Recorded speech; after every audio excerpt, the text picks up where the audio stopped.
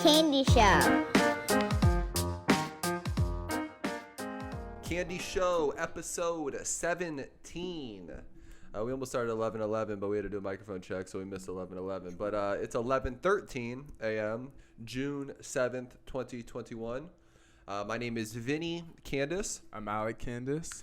And let's get into jiu-jitsu this morning. You want to tell me about some wars? Yeah. Did you roll first time? I didn't do anything today. You didn't get in? No. I got good rest, but Yeah, I'm deaf in my right ear. I didn't get into that in a second. I didn't get enough rest last night. I slept like 5 hours. Yeah. So that, I wake up exactly at 5 too. Yeah, that's so never good. it was a little rough. I sat on the toilet just staring at my shower for like 10 minutes. I hate that kind of that type of wake up. But I got in there, and then we learned this little guard pass thing. And then I did like 9 rounds today, dude. Damn. I rolled for like an hour straight. So what, he'll just keep going rounds and people stay after, or what? And he just keeps the clock going, and people just stay for however long they want. So he moves for like an hour. Well, so all right, so I got 1 round in with the guy I roll with typically, and he's not the best, so I just kind of like play around, and I submitted him twice. And then I went with this new guy, this like Brazilian dude who's like the same size as me. And since I tore my shoulder, it's like I'm not doing the same shit that I was previously. Like most of the time, I'm definitely more athletic than most of the people in there. And I think before I'd like rely too much on my strength and my athleticism and not as much strategy. Like my main sweep before, I'd just bench press people off me, basically, And I can't do that now since my shoulder.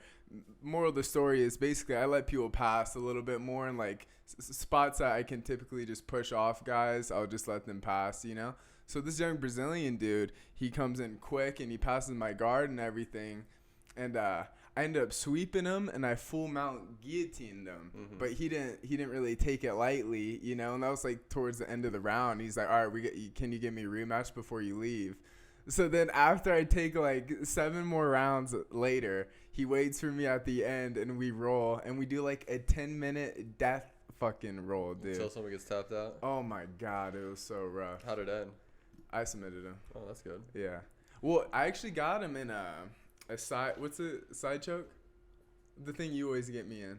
When you get, arm triangle. I got him in an arm triangle. I didn't get it all the way though. Like, typically you get right in the armpit. He still had, like, an elbow into my neck, so it was uncomfortable. It wasn't, like, a good one. I just got him with the squeeze, dude. Yeah, that's why you get your arm torn off doing shit like that. Yeah, but cranks. I just got him with the squeeze. So he did not like that. No, because last time we recorded was right before we went to that open mat. Right. And we haven't been since then. But you definitely felt better last time I rolled with you. I felt, honestly, it's like since I've slowed down and stopped trying to be like as athletic, you know, and I think I'm just more comfortable in situations that I weren't before, know. When I was in someone's guard before, I'd be like a little anxious of someone just because, your guard is nasty. And I think I just have PTSD from your guard and just getting triangled and armbarred so much, Most guys can't pull that shit that you do. So I think I'm just getting a lot more comfortable. Yeah, your balance and movement felt better. I felt more controlled, so that's a good good sign. I feel good. I feel really good. And then I got in steam and sauna for 30 minutes. So yeah, so last week we rushed, remember, because we were doing it early, and then we wanted to get to open mat at 11. Right. So I was hella tired last week. This week I'm full of energy, but I'm deaf in my right ear, so that's unfortunate. I got such good sleep. I can't, if I fall asleep on my left or right ear, I go deaf. What? So if I get into a deep sleep now, especially now because I lack sleep because having the baby up, I fell asleep in my right ear, and now I'm deaf in my right ear. Yeah, Dad told me last week, and I never knew this. Like, you were supposed to get ear surgery when you were a kid, but Dad said, fuck that. Yeah. And you never ended up getting I was supposed to clear out I had a fucking golf ball size of mucus. I cleared out half of it when I was 7. I was supposed to get the other half cleared out when I was 18, and I never did. Damn. So now I have like my mucus, and I think my fucking, someone told me about this thing where your canals just, they shrink a little bit. Mine are shrunk, and then on top of having high mucus, you just have mad earwax, bro. It blocks my fucking. I used to walk into Vinny's room when I was a kid, and he just have a fucking candle sticking out of his shit. That's not true. He saw the candlestick. I used the candlestick once or twice, and he's seen it. I never had one in my bedroom anywhere. Huh? I never had I one walked into your room with you laying on the bed like this with true. Shiny Night with the fucking candle in here. That's not normal. Oh, I've done all that. Put the candle, light the candle on that bitch. I put the You're like drops, Shrek, bro. You're a human version of Put my Shrek. pinky finger deep in that bitch and try to get it out. Fucking disgusting. But all right, that's it for our lives. Yeah. All right, so let's get right into Logan Paul versus Floyd Mayweather. the fight we were all waiting for yesterday. Yeah, post-fight reaction. Post-fight reaction. We got to get it out today, though, if we're going to get this out. Yeah. All right. Yeah. So, Logan Paul, Floyd Mayweather happened yesterday. Let's start from the beginning and go on type thing. Okay. From our experience. So, first and foremost, Alec ordered 40 wings from Wingstop and got over to the house. Wings. At first, I was going to order on my TV. I didn't. I had to call my cable company, pay a bill, blah, blah, blah, whatever. I looked up Showtime app, and you could buy it on Showtime app. So I was like, fuck it. Let's just try Showtime app. I don't want to run to the bank, blah, blah, blah. And we pull up Showtime app. I pay for it, the $49.99. And at first, it was like saying invalid email. And I thought at first, there's probably more people getting on the Showtime app than ever before. So there's probably something going on. We pull up Twitter and everyone's system's crashing. The sad part about it, the only other fight we cared about was Chad Johnson. And that was the first fight. Yeah. And, I mean, long story short, it took about an hour and 15 minutes because we were still at an hour and we still didn't have it up. Yeah, right. And then probably about 10 or 15 minutes after that, we kept trying it on the TV. We had it on the Xbox. My Xbox is hardwired, so it goes faster than the Wi-Fi to the TV. Because you can get Showtime app on the TVs and shit, but I like to go into my Xbox since it's hardwired. But so we were trying to sign into the email. It wouldn't work. Kept trying on my phone. Finally, at one point, it just worked on my phone. I kept clicking it, and it finally worked. And this would have been about an hour and 15 minutes into it, right? Yeah. We got it was the fourth round of the Arias versus Jarrett Hurd. I think those are the names. Hurd versus Arias. We got in the fourth round of that one and had it on the phone. So. Which is pretty ghetto. Which was pretty ghetto. Especially for spending $50. For an event that they've been putting together. When was Showtime's last big event? And it's Showtime. Yeah. So it started off a little. Started off bad. Vinny and I are huddled around an iPhone to watch this big fight. Yeah. So other than the wings, it didn't start off great. Yeah, the wings were good. Yeah. And I was holding my baby, and he laid on the couch for 8 wings. So that was a good stretch. So we got into the Arias Hurd fight. Someone won that fight. Arias, I think, won that fight. Then we got into the Badou Jack versus late minute replacement because the guy who was supposed to fight got busted for 4 steroids. So that was cool. And then that fight was an ass beating too. Yeah, that was. Badou Jack was a beast. I mean, he was minus something big. I forget. He put it on him. I hate it when guys are trying to get out of the fight. At least fight. Yeah, he was trying to get out of the fight. We've seen that twice. Yeah. Twice in the last events, the Triller and Showtime. We saw that with the one guy who acted like he was that hurt. was real embarrassing. That was bad. That was really bad. This wasn't as bad, but he wanted out of the fight. Bad. But yeah. Yeah. So, all right. So for the Logan Paul Floyd Mayweather, I mean, where do you want to start with it? I mean, do you want to? I know you probably want to talk about the announcers. Yeah, I do. I know we want to talk about the fight. I mean, I have a lot of takes. I've thought about it too, even since I've seen you last. And Alec was just with me last night. I mean, we haven't even been apart 12 hours basically. Where do you want to start? You start. I have takes. Yeah. Okay. Well, and I think I'm more level-headed at it than you are, but you go first. Yeah, definitely. Well, I mean, should we go based on what we were expecting to what happened? I don't know. Going into the fight, So were you expecting something?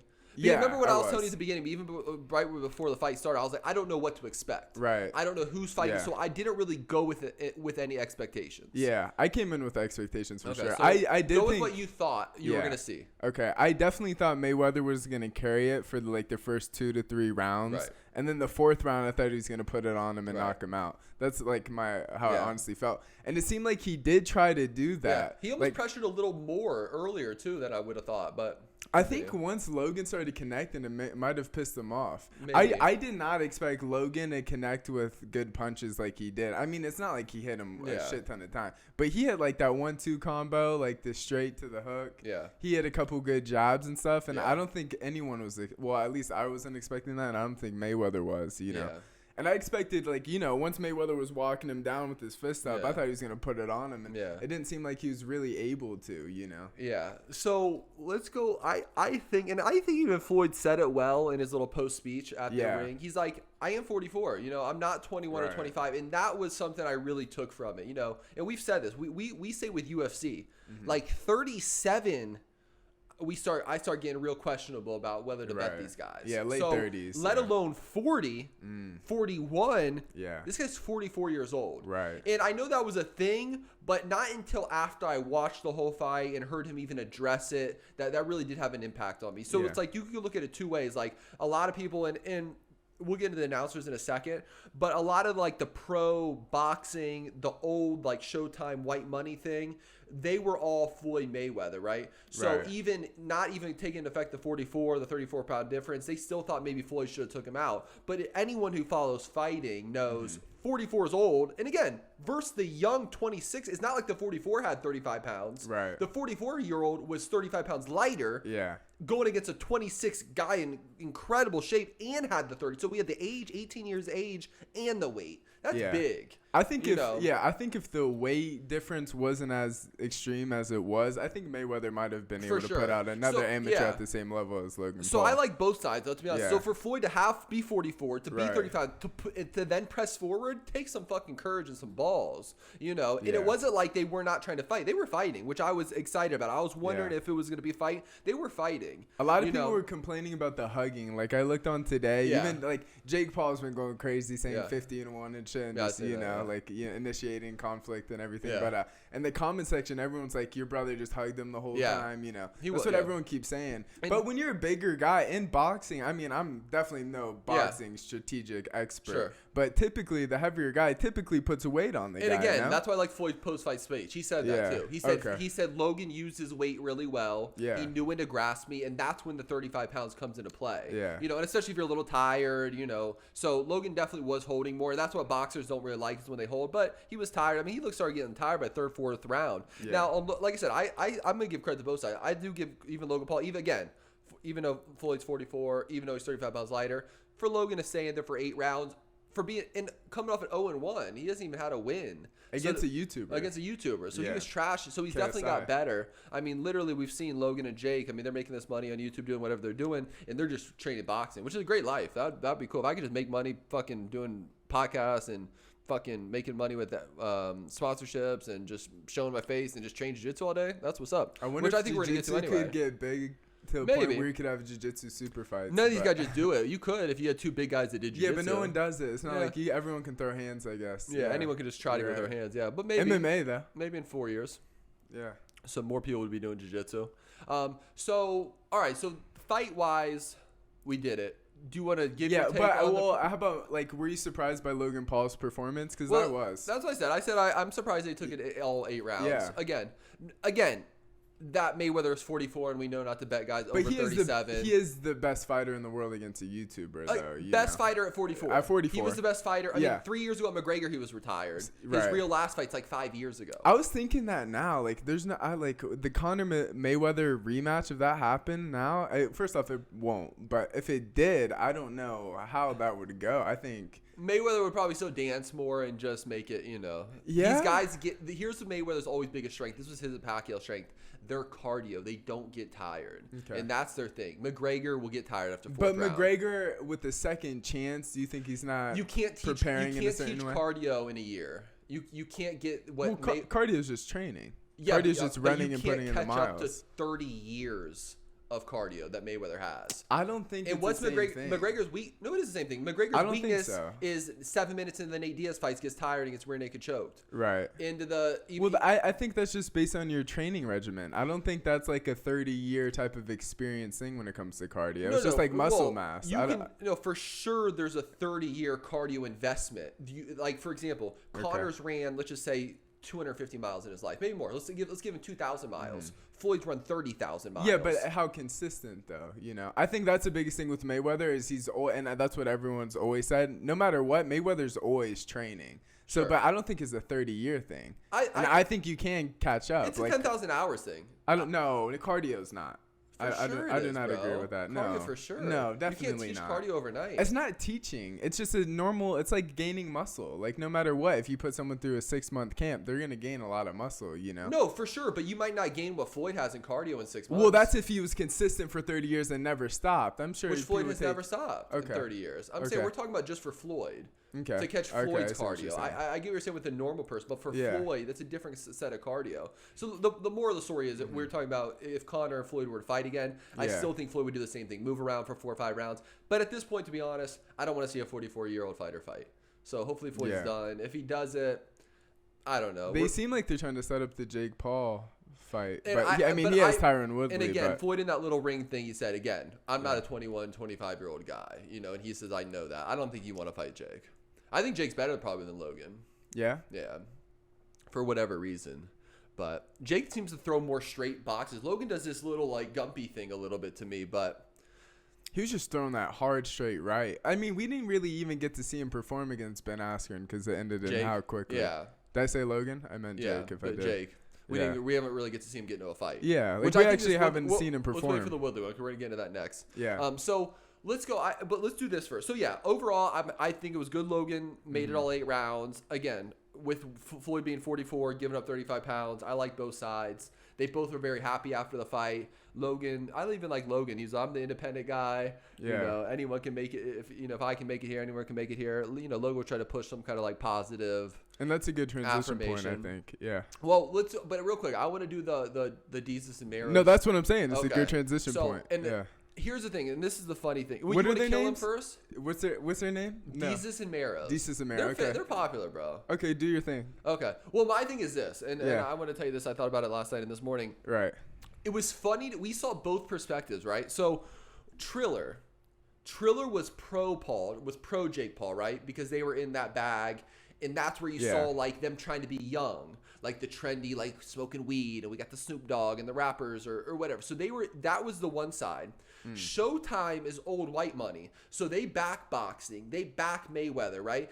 It's like this old thing where you have to be like, oh, the YouTubers. Like, to us, it's corny because we're in the game. We know we're connected to the source. But to other people, like, that shit might have been funny for our uncle watching it with Jaden, what Desus and Meros were saying. Like, that shit it's this old, trying to be funny for the old white guys, realistically. Yeah. That's what they were trying to do. But it was funny because Showtime was back in the old white boxing. Triller was back in the Jake Paul YouTube, smoking weed, silly thing. So we got to see both spectrums, which was really funny to me, which I liked. Yeah.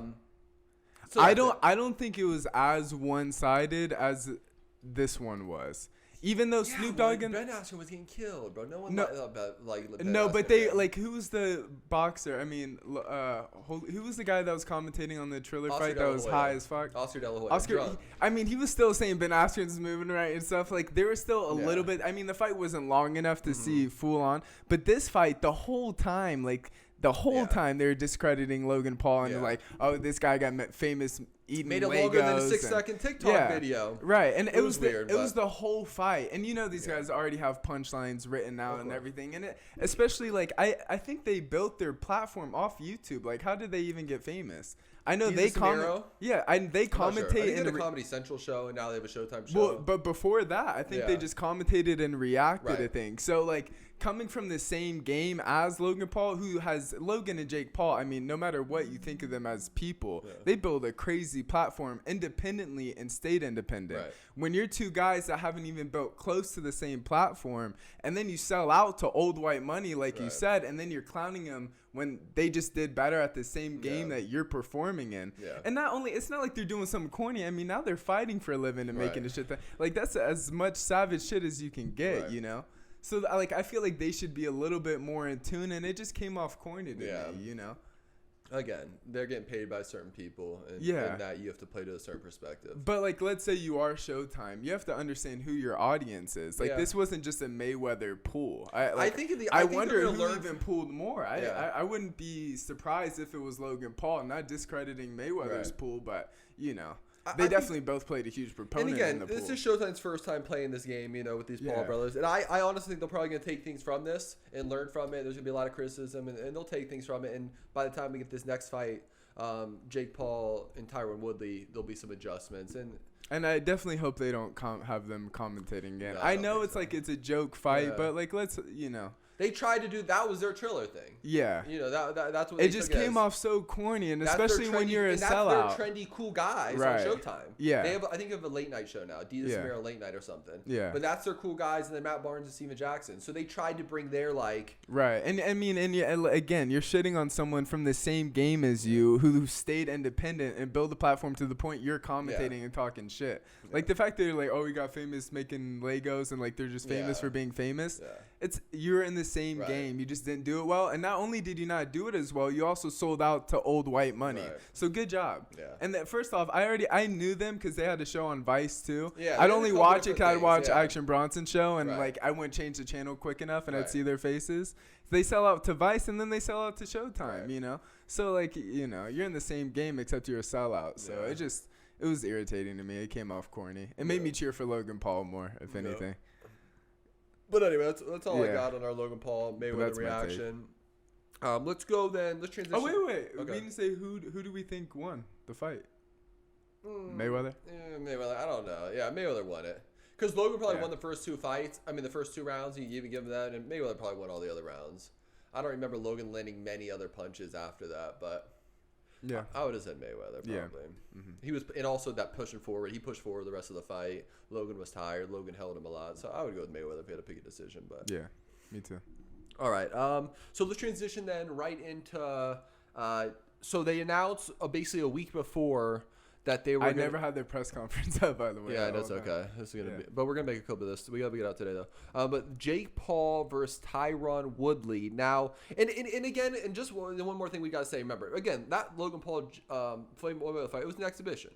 Yeah. You know, an exhibition is supposed to be an exhibition. So what it was. But it was So anyway, but the reason I brought that up, Jake Paul versus Tyron Woodley is a real fight. This is a real boxing fight. So that will add more kind of fire and thing to it, you know. And I think all these people tuned in. My sister hit me up, and a lot of people didn't like it. But you know, you weren't tuning into a real fight with shit on the line. You were turning into an exhibition. That's like turning into a scrimmage. Yeah. So it's like, you know, but that's what will. And also too, you were like, I'm not that excited for it because it wasn't a close fight. Like it wasn't like Ben Askren versus Jake Paul was a close odds fight. It was a real fight. This is an exhibition. You know, you're not going to be that excited for an exhibition. Anyway, so Jake Paul versus Tyron Woodley, August 28th. Also on Showtime. The lines opened up. Jake Paul minus 160. Tyron Woodley plus 130. They have those videos of them looking at each other and shit. Tyron Woodley and Jake Paul. So they already did a little press conference where they were just kind of talking. That's it right there. They were just talking shit. But 2.1 million. They were just kind of talking shit back and forth in the ring. Logan Paul says he has the Disney Gucci collab. I think he's talking shit, but the thing we didn't say about Logan too is bring out the Charizard in his necklace. That was hard. The Charizard in his necklace was hard. But anyway, they asked him what the worth of that too was in the post comment. $1 million. $1 million? Well, after him walking out to the Mayweather fight, so it's probably not. But like you said, like $300K, but it was a Charizard PSA 10. I guess that's 1 out of 3. It's like some different type. I don't know. We'll get a PSA after this actually about that. But okay, let's go. So Tyron Woodley and Jake Paul, and Tyron Woodley, the thing I do like about this one, he has knockout power that Ben Askren didn't have. He has more fast twitch than Ben Askren did. He's just faster, better athlete. So that's a good sign. Now, again, we're doing this thing where he's 39. You know, I hate this thing where we have to do this age thing, but it matters. So Woodley's 39, but I do think Woodley's taking it way more personal than Askren. Askren was kind of like nonchalant about it. I'm getting paid. I'm going to go back and play my Frisbee game in my yard, blah, blah, blah. Woodley's like, no, I'm doing this for the culture, for the streets. This is for MMA. And, you know, Woodley's a prideful guy. He's taking this serious. So, I don't know. First takes, too. What do you think? I mean, you know, first I'll have this. Were you surprised that Jake Paul opened up as a favorite? It's minus 160, Woodley plus 130. You know, yeah. I honestly don't know what to make of this fight. Again, it's like we're coming into this not really knowing what Jake Paul is capable of, you know. He fought an old, out of shape Ben Askren who didn't really care. He was just taking the check, it seems like, you know. And before, like, we just wanted the MMA guy. We're huge MMA fans, you know. So I feel the same way. And again, like all the points you made, Tyron is way more athletic. He's a better athlete, you know, but at the same time, it's like boxing is a different skill. And Jake has just been dedicating his time building this skill, and I don't want to underestimate Jake like I did with the last couple fights, you know. So it's like it's really up in the air for me. I don't really know what to make of it. One point I took from this little interview thing, Jake was like, "I will double your purse if you win." So he did that with Askren too. Yeah, but if you lose, you have to donate it to charity. And the fact Tyron didn't even respond to that does, like, Jake is confident, and it's not like a fake arrogance I thought before. Like, he really does think he's gonna beat the shit out of Tyron. You know? Is that tattoo new on the side of his head? I don't keep track of tattoos on Jake Paul. Real quick, while they're yelling at each other, go escape out of this real quick. Yeah. Tyron Woodley boxing training just came out a couple of days ago. Okay. Tyron Woodley boxing trainer. So here's the thing. I actually watched the interview with Malki Kawa. There it is. Tyron Woodley. Which one do you want? Top. Try the top one. 3 days ago. So, sorry, we're just pulling up some boxing. So he can actually box. That shit we were seeing with Askren was weak as hell. Yeah. You know, so this guy's actually throwing. And I hope Woodley's taking it very serious. Now, I did watch his, go sit over there, baby. I did watch his manager, Malki Kawa's interview with MMA Fighting. And he's making like, I think, and I'm assuming obviously it's with advertisements, because that's the cool thing about this boxing thing. That's what Askren made 500 purse, but he made another 500 advertisements. So that's why he said he walked home with $1 million. And Woodley's making even more. Woodley's making a couple million, I heard, with sponsors and his purse. Now, and also I think Woodley, Jake Paul made him sign an immediate rematch clause. So not only could Woodley go and beat Jake Paul, if Woodley beats Jake Paul, he also gets a rematch and doubles his money. I mean, he could get close to $10 million total in 2 fights. So I do think Woodley knows this is his last big payday. So he's taking it very serious. We're showing some videos. And again, Woodley can actually fight. You know, he can box. Yeah. Asking came from a weird white slow culture. Like, you know, Woodley. Well, he's a wrestler. He's a wrestler. But Woodley was a wrestler. Woodley was a D1 of Missouri.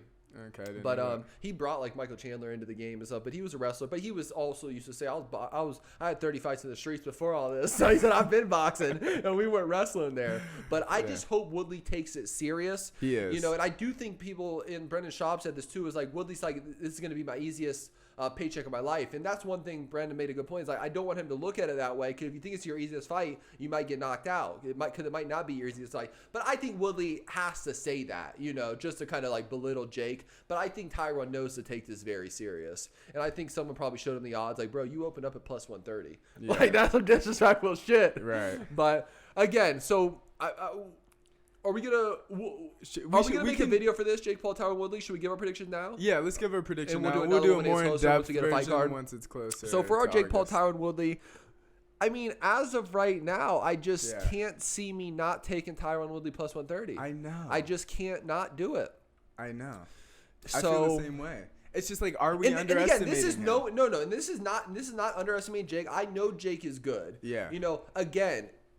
Now, who has Jake fought? Yeah, and again, and it's funny because we keep using these same things. Yeah, and it's a sad thing. But we know none of those guys are Tyron Woodley. You see Tyron hitting this bag, like Tyron's the guy to be played with. Yeah, you know, and again, we're doing the age thing, but right now my gut tells me Tyron Woodley plus 130. That's what I'm going with.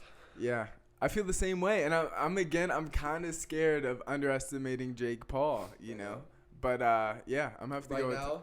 Tyron Woodley plus 1. And they took bets on the last one, so he's going to be there at Red Rock. You know, we put our money where the mouth is last time when Askren and lost, but. Yeah, I'm going to have to go with Tyron. Okay. You want to go with Jake Paul? My son says, who you got? Jake Paul. All right. My son says he's got Jake Paul, so he's sticking to it. But, he's Paul brothers till I die. What? Yeah, I was going to say I have Jake Paul too then. If Hendricks is going Jake Paul, I'll go Jake Paul too.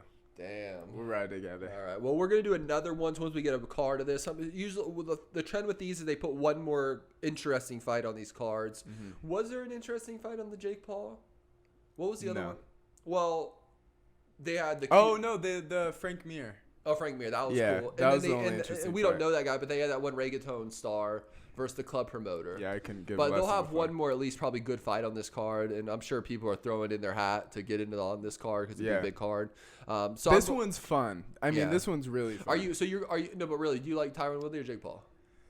Yeah, I have Tyron probably. Okay, so we both got Tyron Woodley plus 130 right now. We're sticking with that. Again, it's June 7th. we still have all the way to August 28th. So this is gonna be end of the summer, a little kickoff, end the summer strong. So. I mean, and before I really did think both the Paul brothers were corny, and now that we're diving more into them, I have a lot of respect for them now too. You know, so I don't want to keep underestimating them. No, I'm not. Yeah. But at the same time, I have to believe Tyron's a different type of athlete, and I said the same thing the previous fight with Ben Askren. I just thought he was a different type of competitor, but Tyron is a different type of athlete. And this is everything combined. So. They're like, why did I fight an athlete? I fought Nate Robinson. Okay, but Nate Robinson couldn't fight. Okay. Well, then I fought a fighter, Ben Askren, but Ben Askren wasn't athletic. Right. Woodley is athletic and a fighter. Right. And has knockout power. And you made a good point. All three things. You made a good point. Like the fact that he even put the automatic rematch in the clause, that shows that there is the potential of loss. Exactly. You know? And I don't think they were showing the same type of energy and you know, with Tyron, Ben when Askren. these TMZ Hollywooded out, like he knows he should win this fight and get another fight. That's huge. Bro. Yeah, it's big. If you go 2 fights in a row, That's bro, really big. You can fucking generational wealth in the last 2 fights and just get out of here. So, all right.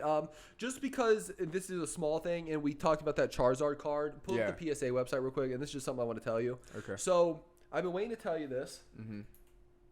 Pull it up, bro. Yes. Okay. Let me do this right now, baby. Okay. So I finally keep this up. So I went on Amazon and I kept looking at cards on eBay, and I was like, fuck it. The money I would spend on eBay, I want to get some of my cards graded. So I have this 10 Kevin Durant's I want to grade, especially because if they might go win the championship right now with Brooklyn, which I don't want, but that could happen. I want to get some graded. So you have to you can't send in a PSA just the regular silver hard ones, the clear ones. Yeah. It has to be card savers, which is the same thing, but they're a little longer. And it just says card saver at the top. You've seen those cases before, so it's long, but it has this extra top thing on it. Yeah. It's long. It's just easier to get in. So anyway, I went on, bought a 50-pack of card saver for like $12.99. I'm like, I'm going to put my money where my mouth is, buy that. So I went on Amazon, bought it. I had some things in PSA already where I put it in before, so I went to PSA, and it's $50 a card. That's their cheapest thing, $50 a card. Plus, you got to pay, they make you pay, based on what the card value is, they make you pay like another $29 in like some kind of insurance. So economy is $50. I watched this video where this guy did Express for $75, so it comes a little quicker. And I was almost going to consider doing that, the Express. So I go to PSA and alert, as soon as you go, we are currently not accepting value, economy, regular, or express orders. We will take a tiered approach to reintroduce these service levels beginning on July 1st, 2021. Current Collectors Club memberships will be extended for the duration of the value pricing suspension. So right now, in the top don't matter because that's other stuff value. You'll be looking at this. So economy is $50 a card. Regular is $100 a card. Express is $150. All unavailable. Yeah. The only thing available right now is $300 a card.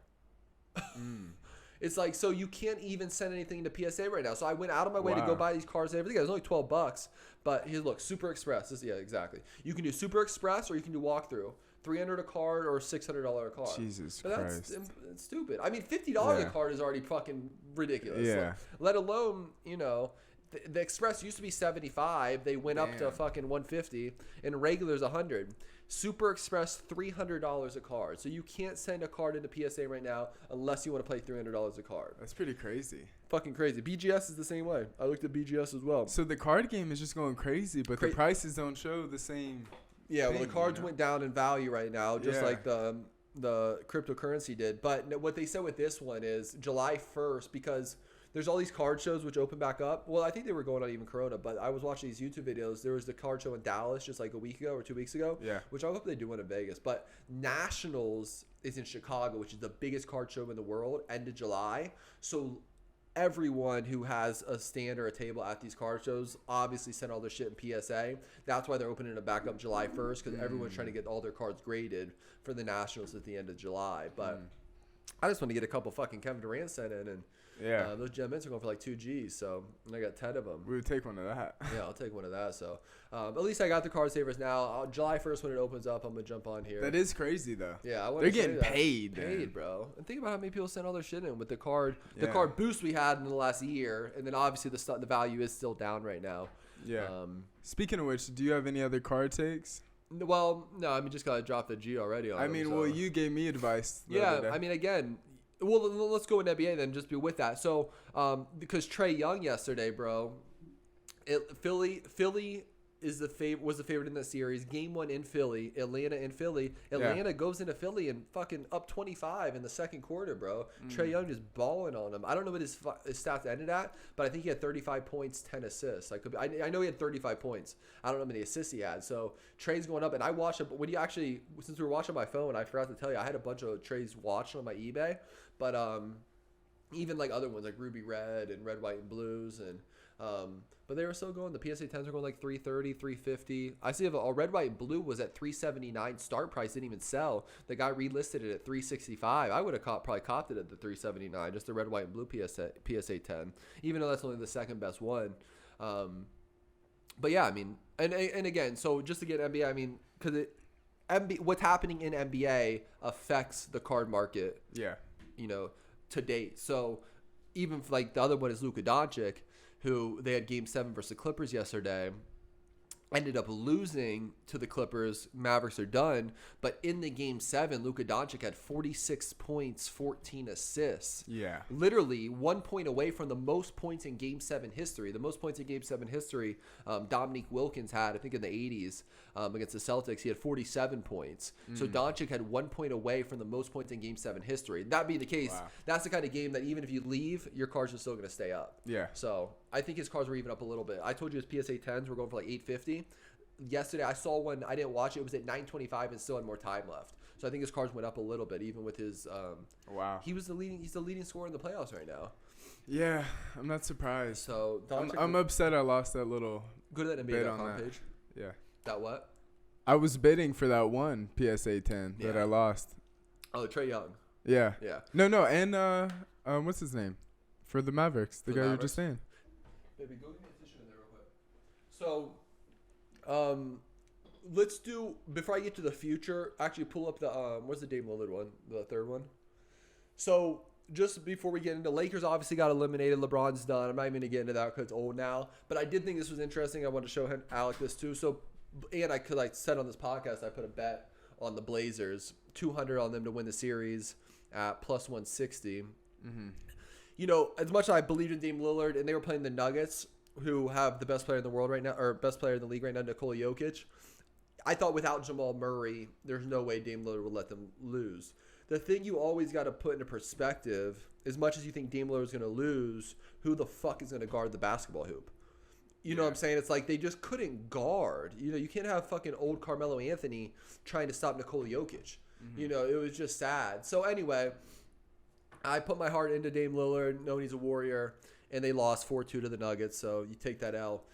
After the game, Dame Lillard quotes the late, great Nipsey Hussle. The marathon continues. How long should I stay dedicated? How long till opportunity meets preparation? At Nipsey Hussle. So the big thing is, they've lost, Portland Trailblazers have lost in the first round 4 of the last 5 years.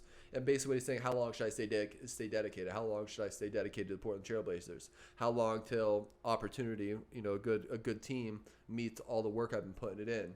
Yeah. So now Jalen Ramsey, that's funny. Keep going, dog. Yo, Tom Coming MVP. Quarterback for the Rams. But so now, of course, once this one up, now Blazer tried to save their ass. The next day, fired their head coach, Terry Stotts. And so, but the funny thing is now we're up in this play again. Maybe Dame Lillard's the next star. Does he go somewhere? Does he go to Lakers? Does he go? Who knows where he could go? Does he go join Doncic in Dallas? I mean, there's a lot. Does he go to New York Knicks? So I do think this is interesting. This will be something to keep our eyes on the next, off season. See where Dame Lillard goes. Could you see him switching teams? Could you see him doing that?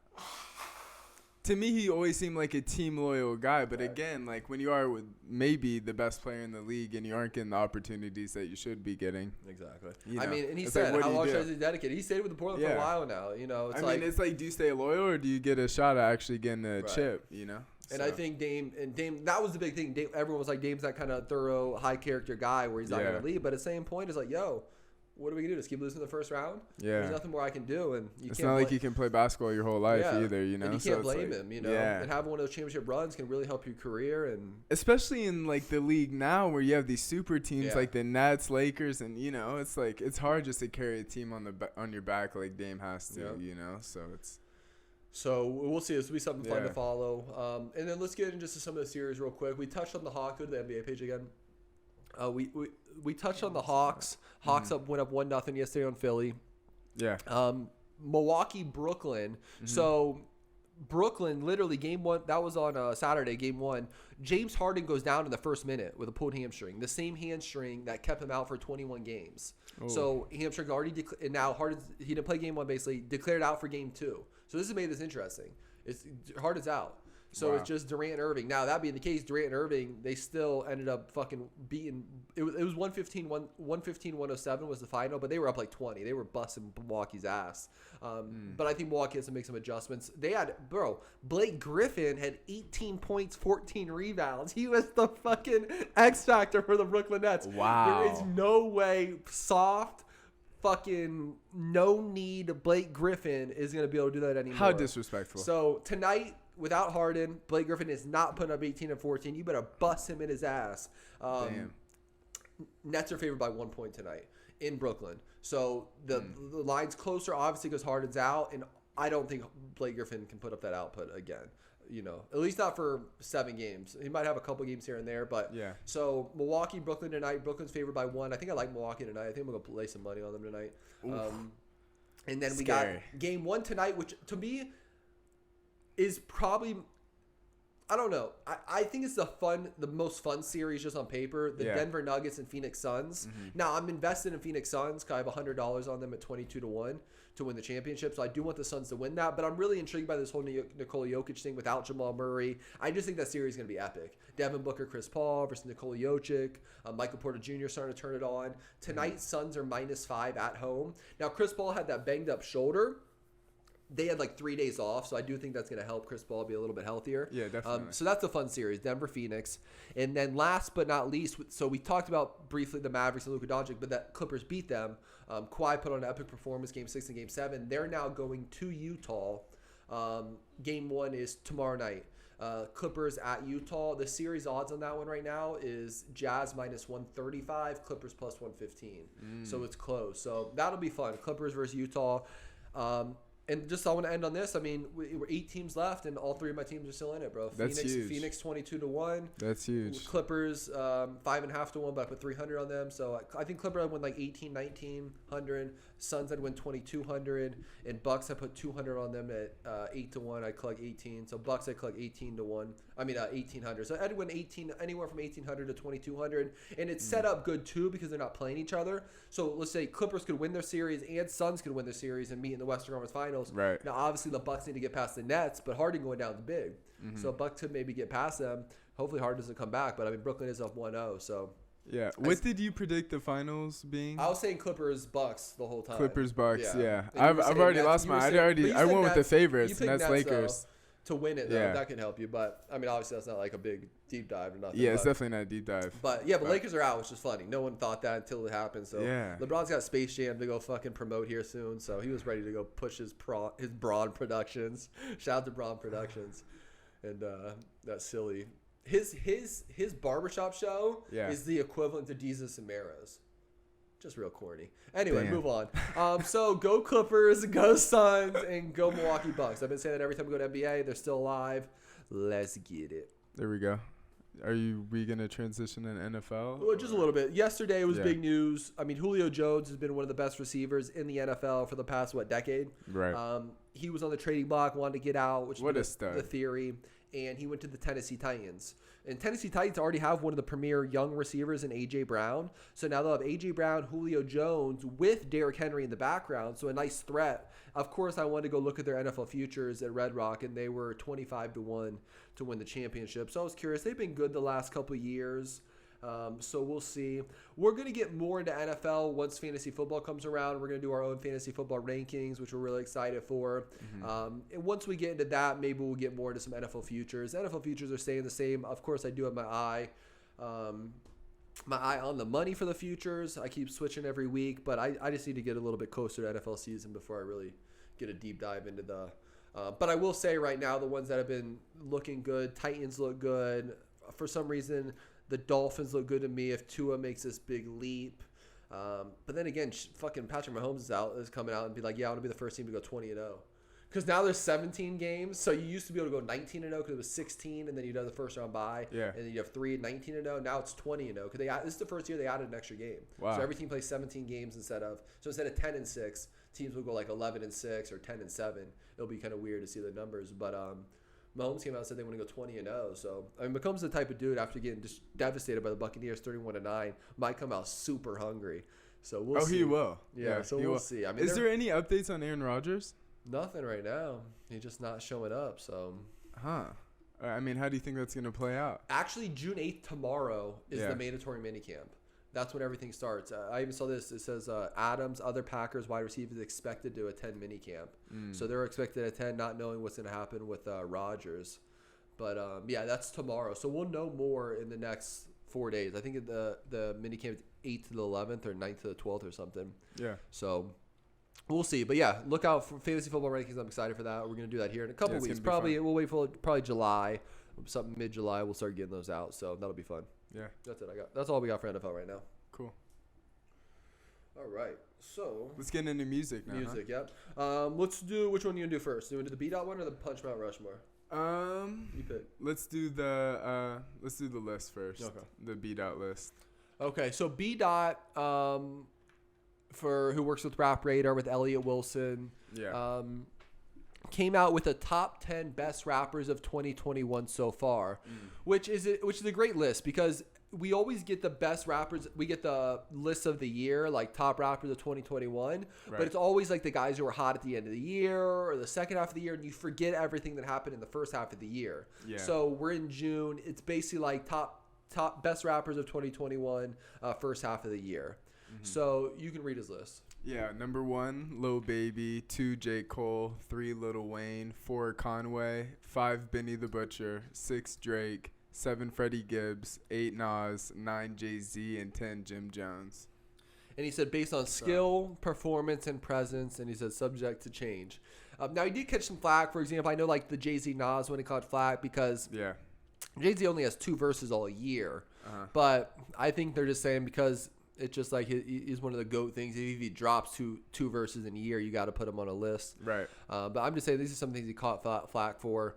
I mean, would you make any changes to this list? No, I mean. I see you'd have Lil Baby as your number 1 for this half of 2021. I mean, again. I know that's not true. Not me personally. Like, you're talking about preference. This is based on skill, performance, Lil Baby is the biggest rapper in the world. Yeah. So it's like that's just what it is. I mean, everything I hear is from NBA guys said Lil Baby's the guy in the locker room between him and Drake. Okay, guys who don't listen, like Jaden, who doesn't even listen to rap, supposedly loves Lil Baby. That's his favorite rapper. Like Lil Baby has this thing. He's the hottest rapper in the game. So who sold more, J. Cole or Lil Baby I'm not this sure. year? I feel like J. Cole probably did. No? Maybe. And if you're going based on skill, I mean, how is J. Cole under Lil Baby? If we want to nitpick. Well, I'm pretty sure, but that'd be the case. I'm sure Lil Baby has way more hits than J. Cole this year. Yeah. You think? I mean, his biggest songs like J. Cole's are like "What Pride Is the Devil." This is based on skill, performance, and presence. So. You'd have to pull up Lil Baby on YouTube, and he's got like 80 million views. J. Cole's videos have like 8, 10, 12, 15. Is that real? Yeah, that's real. Yeah, for sure. I mean, Lil Baby, it's a different thing. J. Cole's still rappity rap and for the mainstream guys, but Lil Baby's like has pop records. Yeah, my opinion's always coming from like the lyrical miracle perspective. Those are the only guys I really listen to. So like I don't really listen to Lil Baby. Yeah, and now obviously Conway and Benny the Butcher, all the Griselda stuff. I'm glad he put him up there. Yeah, you got to put Drake on any list. Now, the funny thing was, like, Jim Jones comes out and says, I don't think we're on the page where Jim Jones did, but Jim Jones was, like, 10 on the list. Like, I've been putting out the most consistent shit. Jim Jones, he's like, I will take on any of you rappers on this list. We can do a one-on-one rap versus rap battle. We can make an NFT out of it, and we all make money off of it. So Jim Jones came out of his went out of his way to say that. Then I think the first guy to respond was Conway. And Conway was like, yo, we can do this. DM me, blah, blah, blah. And first off, that'd be amazing. Yeah. Now, first off, if you want to be about it, just call him out. Just say, let's do it. Not DM me. Jim Jones already went out of his way to say, let's go. But they're going to make money out of it. There has to be backroom talks. Now, this one is saying Benny the Butcher. What is Benny the Butcher saying? Scroll down. Or is it up? Right here. The beat-out list be making rappers mad at me like it's my list. Maybe, they want Benny higher or something? Or they just don't want him on. No, he'd have to be on the list. He's been one of the most consistent guys. I mean, it has now, to be I one of heard the some two. people were saying that there was like Moneybagg Yo and some of these like newer rappers they want on the list, but yeah, again. See, we don't pay attention enough to the most popular guys. And again, Lil Baby did just drop this new album with him and Lil Durk, and it's supposed to do like 400,000. I think I saw it did 190,000. Is that for real? The first week or something? Yeah. The first week? Yeah. Check real quick. Is the show Lil Baby? What's that first week? It just came out Friday. Oh. Yeah, so we maybe initial sales. I saw it on DJ sales. Academics or something. Yeah, that sounds right. 190. Yeah. And I wonder what J. Cole did. Check. Let's see. J. Cole. For our podcast listeners, we're checking out J. Cole first week's numbers. 282. 282. Which breaks down to 37,000 albums sold. Lil Baby. 197. Ooh, I was right. Including just under 10,000 per album first week. And that's also with Lil Durk, so it's a collab album too. So no, that's his last album. That's my turn. Oh, that's March. not the right one. Yeah, okay, so that was the Lil one in Baby. March. I don't think we know. I mean, I guess you could do. Durk. Yeah. Is it Lil Durk or is it? Yeah, that's just right, Durk? Lil Durk. Mm-hmm. Yeah. Oh, there's just projections out. They don't have the numbers. 165, 185. It's projected 165 to 185. Yeah. Yeah. And again, he did drop an album in March, so that does add up. J. Cole hasn't dropped an album in 3 years, so obviously there's gonna be more anticipation. But I mean, but he says the list is based on skill. Like, I don't want to be a hater. Yeah. But if he's the biggest rapper out. And again, I only take it from what I've heard. Again, Kevin Durant said Lil Baby is the guy in the NBA locker rooms. You know what I'm saying? Mm-hmm. He keeps coming up as this guy. Joe and them says that, like, when they're talking about who's the next guy, if J. Cole, Kendrick, and Drake are this next class, like Lil Baby's that guy they say in this next class. This Lil Baby, the baby thing. And I guess that's a good thing. Let's transition into the TDE Punch one. Well, I'm actually curious how you feel about Drake being number 6. That's kind of interesting to me because, I mean, he's dropped a few verses. What else has happened this year? Now that I look at we showed that, I'm happy we did that because I think that has to be why, because Lil Baby dropped a whole album and a duo album now, so maybe that's why. And again, we don't pay attention to YouTube words, but I know if we look up on Lil Baby right now, his videos are fucking crushing everyone on this list. Yeah. So I think that's what he's putting into play. Like, but you can buy those numbers. You can't buy sales. Sure. You know what I mean? You can't fake the sales numbers. I mean, you can with certain ways. But I'm sure if you go to these clubs, though, and shit out here, and these people, the Lil Baby songs are what's busting off. Yeah, and I'm just saying the 1 and 2 comparison. He should be on the list, How about Lil Wayne at number 3? I think he's been doing a lot of verses and stuff, so that's why they're saying, and people are saying he sounds real hungry. And the couple stuff I've heard him on, he did sound hungry.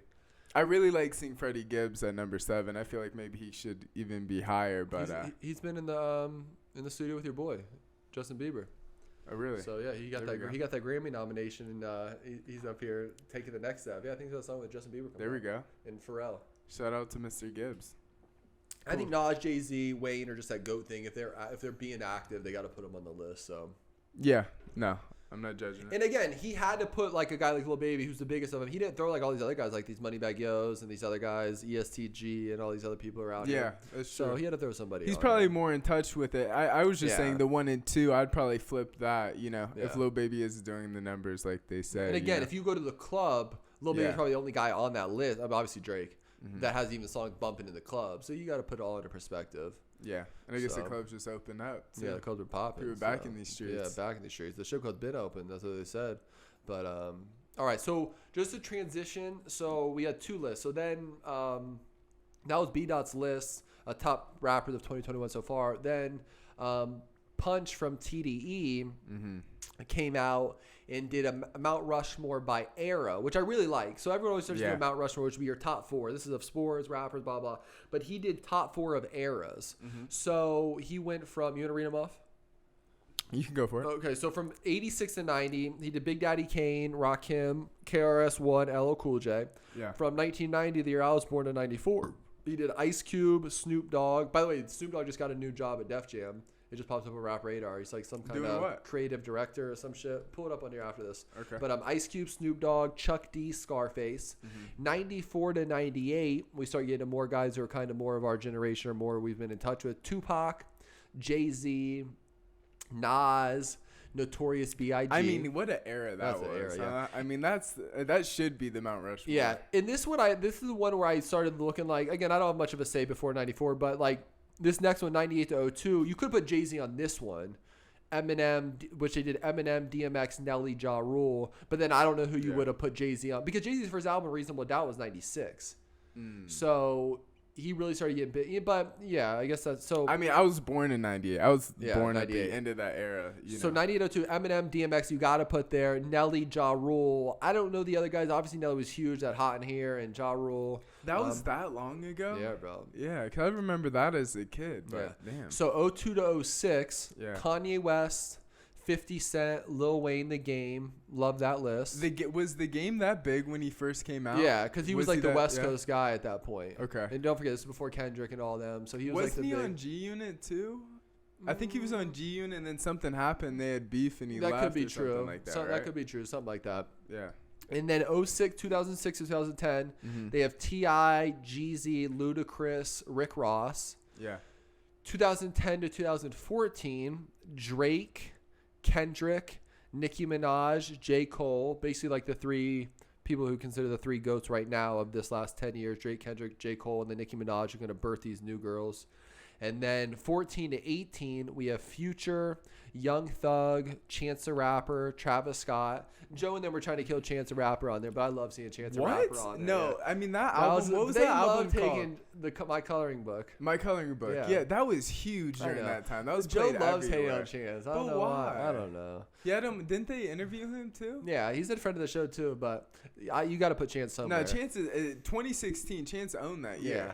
Future, Young Thug, Chance the Rapper, Travis Scott. That's 14 to 18. Yeah, I mean, that's probably right, 18 to present is Cardi B, Lil Baby, DaBaby, Roddy Ricch. That's Alex's favorite list. God, am I just getting old? I'm not even that old. That list is fucking disgusting. Yeah, you just pay attention to what you want to pay attention to. Yeah, I mean, that could be it.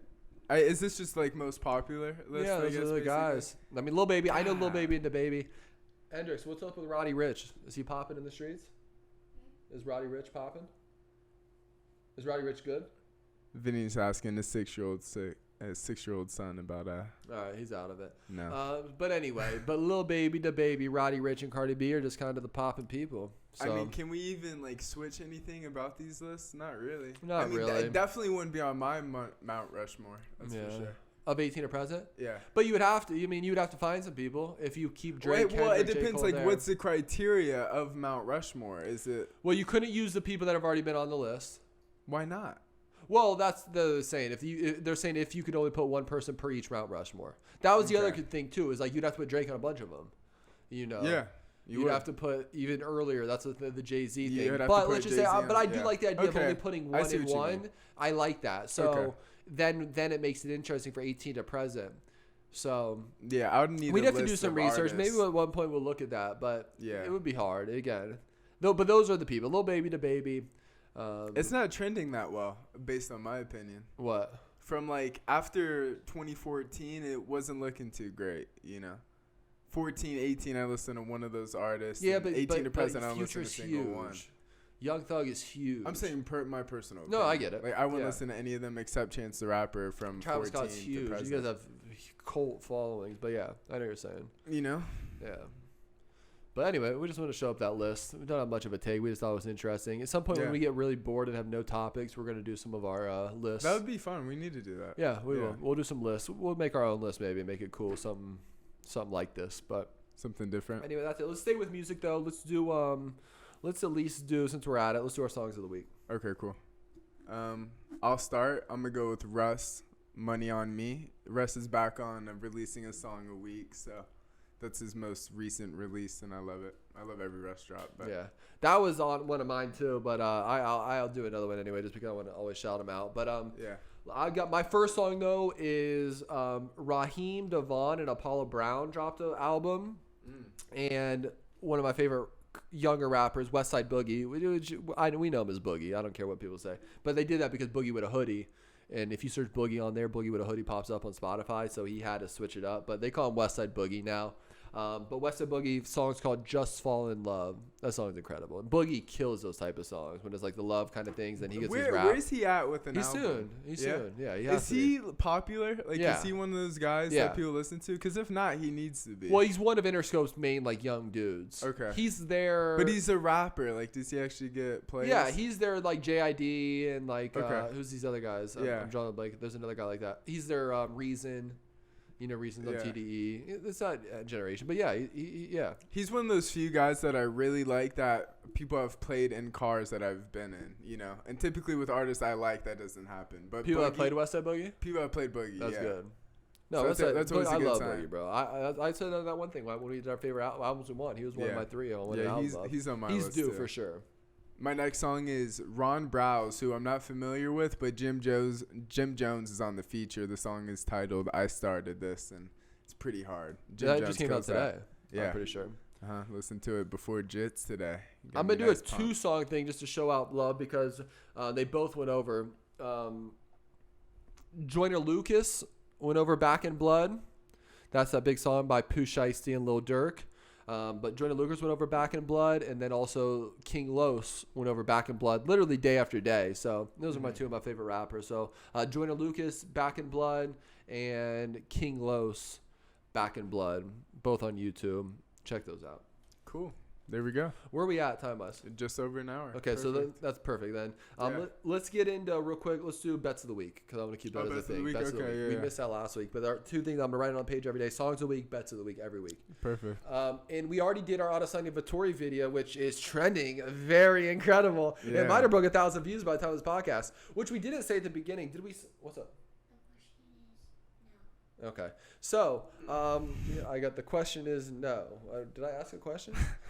But anyway, so Adesanya Vettori 2 is this Saturday, June 12th. The closer it gets, I'm actually excited for it. I'm excited. I wasn't as excited, but now the closer it is, we got day after your birthday. Day after my birthday. Yeah, that's the thing we're gonna add on too. Yeah. We'll do the closing segments right after this. So first off, let's do a straight bet and a parlay just to make it interesting. Each week we'll do a straight bet, favorite straight bet, and a straight parlay. Okay, I'll start. Do straight bet first. I'll start first. My straight bet of the week is going to be Bilal Muhammad over Damian Maia. We've been talking about this a lot. I always choose the young, hungry guys over the old veterans, especially 40 plus. This is Mayweather. And like especially the guys that are specialists in one individual martial arts, this just outdated now. You can't just have one single martial art anymore. These guys are too good coming up. So that's my my straight bet. Bilal Muhammad at minus 225 over Damian Maia. Okay. My straight bet, and I just think that's the smartest bet. So I think the straight bet has to be Bilal Muhammad minus 225. I'm going to go with that as well. I like that one. Then you lead our parlay. Yeah. So, bet of the week. No matter what, I'm putting a little money on Nate Diaz just straight. I have to. And now he's up to plus 425. The book's plus 375. But I'm putting $40 on Nate Diaz straight just out of respect. But I'm going to do parlay. Let's do Bilal Muhammad. And I'm going with Israel Adesanya. Bilal Muhammad, Israel Adesanya, 2-team parlay. Yep. Sounds good. You doing the same parlay? I'm going to rock with that. All right, cool. Yeah. So that's good. This will be a fun fight this weekend. We got 3 5-round fights because Leon Edwards Nate Diaz is a 5-round fight. Yeah. Moreno versus Figueiredo, 125-pound rematch. Adesanya Vettori, 185-pound rematch. Bilal Muhammad, Damian Maia. Jamala Hill versus Paul Craig. Anyway, excited for that. Let's get it. There we go. And then, so just some little ending notes. We were going to talk about Elon Musk getting anonymous. Let's go. go. Musk. No, let's get into that. Yeah. I don't have a big take on it, but what do you mean? You don't have a big take on it? The only thing I have on this is like most billionaires they end up hating on at some point. Like they used to say Steve Jobs had a little bunch of Asians fucking working for pennies. And, which they did. Which they did. And actually all the billionaires do that. They all have a factory somewhere paying people at a low rate. The one thing I did always feel about Elon Musk, like why does he get the pass? I guess Mark Cuban kind of gets that pass too, like the billionaire who doesn't really ever get hate, I feel like. But Mark Cuban gets hate somewhere. I know that actually. I don't like Mark Cuban. I'll hate him. Okay, there you go. So never mind. He does get hate. Yeah. But Elon Musk is the only billionaire who gets like this cool pass. I don't know if it was because he was on Joe Rogan or... No, it's because of what he became a billionaire for is his innovation and, pushing a lot of positive things into the world. Of that, but yeah. No, but it's not the same. Yeah. Well, they definitely are pushing pushing innovation, but to like a certain extent, he's pushing like a positive innovation in a certain degree, you know. Yeah. Not saying Steve Jobs didn't. A lot Right. of these guys do. Mark Cuban, though, I don't know what he did. Yeah. But Mark Cuban, he created something like Microsoft, or IBM or some shit. Not Microsoft. No, Bill Gates is that's Microsoft. Bill Gates. No, Bill Gates is Microsoft, but like IBM or something. I think he just sold some type of software. He's just corny and he owns the Search Mavericks. until we know. Search Anyone real quick. from Dallas, Search real I quick, always Mark kind of Cuban. question. Search what Mark Cuban owns real quick. We got it. I got it. How did Mark Cuban get rich? Yeah. How did Mark Cuban get rich? Yeah. I want to say like IBM or some shit. Micro Solutions. Okay. I was close. Are you familiar with Micro Solutions? I was close. You have never heard of Micro Solutions? I knew it was You said something. Microsoft. Okay, but it was Micro Solutions. No, but you didn't know. It was a software company. I said it was a software like Wait, Microsoft or hold on, IBM. hold on. Sold the business for $6 million. Wait, what? There we go. Let's see. So how do you get his real money? Computer software. Blah blah After blah. sold it for $6 million. Cuban about we're reading about for our podcast listeners. We're looking at Mark Cuban's wealth. Series investments, 200 million. He bought the Mavericks for 280 million. Oh, broadcast.com. Yeah. I don't know. He's corny. Anyway, shout out to Mark Cuban. He's a G. Owns the Dallas Mavericks. But so Anonymous came out of the woodworks. Right. Basically came at Elon Musk for saying he had a bunch of Africans working for cheap. Kind of the same Asian thing that they killed Steve Jobs for. First off, I know you said... You want to say your take first? Yeah, it's just like, first off, anonymous can be anyone, you know? There's not like a verified anonymous page or anything. Sure. But why are you saying that now, though? We could well, have said why anonymous. why I'm saying that now is because where have you been with the real conflicts that have been going on for the past 4 years? Like, where were they with the coronavirus stuff and information not being leaked? There's been so many mishaps that deserved a lot of attention that didn't get attention from guys that should have been out there, like Anonymous and things, you know. So the fact, like, in this Elon Musk thing, like, started popping off, like, people were hating on him because he's gonna be on Saturday Night Live, and some of the comedians on Saturday Night Live are upset because he's hosting one of the episodes. Right. So like, it's just like, it's right now everyone's just hating on him. For them to just jump on Elon Musk, it's just, there's a lot of bigger things that you can be taking on other than Elon Musk, who's pushing so many great shit for our world. You know what I mean? Sure. There's a lot of evil going on. A lot of our governments are fucking up. How about China right now and India? There's a lot of things going on that should be focused on, but instead they're talking about Elon Musk. It's just corny to me, you know? And maybe he's an easy target right now, like you're saying. Yeah, it is. And That's you said, what like, it is. attack COVID. It's like cancel culture. Right? You couldn't even, like, attack fucking But Dr. Anonymous Fauci. can do what they want. They're probably offended by. They're probably fucking really scared of cancel culture now too. But you can't cancel COVID was a big Anonymous. thing. A lot of people were staying away from. You know, even if it was not even real. I'm just saying, there's been a lot of things that information should have been leaked, like Joe Biden's son. Like, there's been a lot of things that should have been taken. You know. And here's the thing I want to tell you too, and I was saving for yesterday, was that I watched that QAnon thing, right? That QAnon documentary on HBO, which was really incredible. The guy who started Anonymous was on that episode. They interviewed him. And I think is he a QAnon guy? Well, I think QAnon kind of took their storm a little bit. And he was a fan of the whole QAnon thing, so they kind of let that live out. And so with COVID and the whole QAnon thing, that was kind of like the big I don't know if Anonymous doing the same thing, but they were like always calling out like the corrupt conspiracy theory stuff. Yeah. QAnon was trying to be this like under the table, we know the conspiracy theory stuff. So I think QAnon kind of filled that role the last couple of years. And again, maybe it lost some steam too. But yeah, the guy did come out there, the guy who ran the Anonymous thing, which was pretty interesting. And I've been meaning to tell you that. That was a good documentary, by the way, on HBO Max. Shout out to HBO Max. Yeah. It's just I don't care about Anonymous anymore. Go home. Go hide in your basement. They're a little played you know out. What I mean? Like, where were they with Epstein? You did love them though, like 4 years ago. No, that's what I'm saying. I used to love both of us. We used to love them when they were like actually exposing things that actually mattered, you know? And it was a real positive movement. And now you're coming after Elon Musk. Like, what? Do you want to be TMZ now? It's corny. You know, go be a nerd. Go hide somewhere. All right, shout out to Anonymous. Shout out to Elon Musk. Shout out to Mark Cuban. Shout out to Elon Musk. Shout out to billionaires. All right, last thing. Let's end on some stuff real quick. So, first and foremost, we didn't say it at the beginning of it, but we were at 98 subscribers before last podcast. We were hoping to be at 100. We actually got to 100 before we posted any of our videos, content from last week, but whatever. It counts what we're at when we're recording. We were at 98. We're now at 119. So we passed the 100 subscriber marks. That's cool. It's about small goals. So I guess the next step is 200. Just keep going over every 100. He said 250.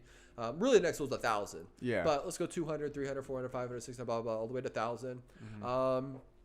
That's really it. I mean, this is my last podcast at 30 years old, about to be 31, June Getting 11th. up there, so brother. we did that. His birthday was last week. He's 23 now. Yeah. And I'll be 31, so we get up there. So got to stay young. Got to drink water, eat healthy, train a lot of jiu-jitsu, throw up a lot of weight. Put out a lot of content. I was lifting pretty heavy with you that one day. You live very heavy. Yeah. I always told you that. Yeah, you always think like you don't realize how much you should be lifting. Yeah. No, because you always say you're lifting heavy, but you're not. When you really could lift heavy. Yeah, that's true. You know. But anyway, we were throwing up heavy weight, so we lifted real weight heavy last week. But, real heavy. Yeah. And then we didn't do our things at the beginning. Tell them everything to follow us at.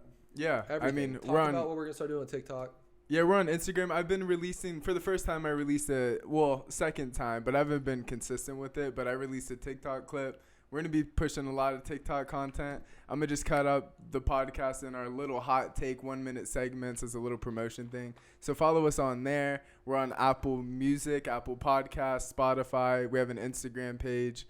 We'd appreciate follows and all the platforms, and we're making a push. We're consistent. Yep. Subscribe. This is our main thing. If you made it this far, first off, we love you because Yeah. this is an hour and 10 minutes deep. So thank you so much. We're And we're so happy to get. I know 100 subscribers isn't a lot to a lot of people, but we're really trying to push this, and so every click, every little tap on your phone, it means a lot to us. So thank you again for all your guys' support. We're gonna keep it pushing, consistent, good content, a little self-belief.